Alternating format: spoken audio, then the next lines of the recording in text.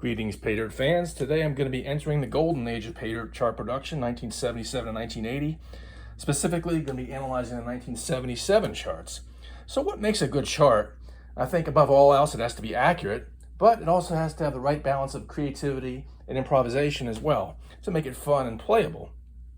In my charts, I try to shoot for a 90% data versus 10% creativity and improvisation ratio in my chart making. But let's get back to the 1977 charts. Looking at the offense, big difference in the running game. You'll see large numbers, fewer breakaways, but you'll see larger numbers between 10 and 20 yard gains on the runs. And in the breakaway chart, your lowest gain is going to be 20 yards, and then it's going to go up from there. They always put a touchdown on the 19 on all these charts. So that's one big difference in the offense.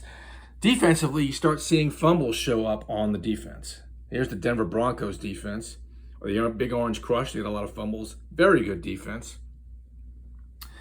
And I think this might lead to a more defensive game with fewer points scored, but that's the way it was in 1977. That was a year right before they made all the rule changes in 78 that really opened things up. There were fewer points scored. That's just the way it was. There were more turnovers and fewer points scored.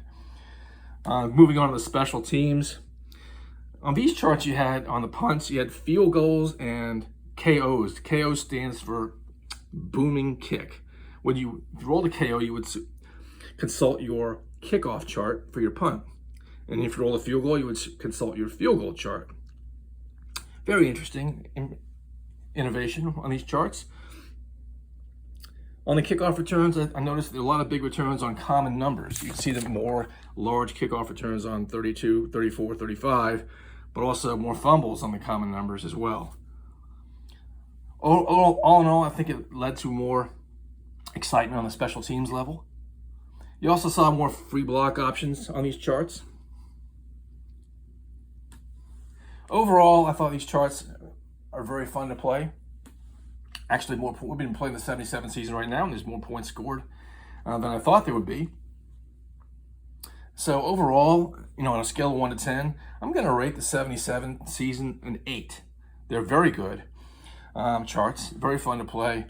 And because of that, I saw no reason to remake these. I've been remaking a lot of the charts that I felt were poorly done. But, at this point, in 1977, 1980, these are all very good charts. They don't need to be remade. They're good just the way they are. So there you have it, 1977. We're giving it an 8. Check it out.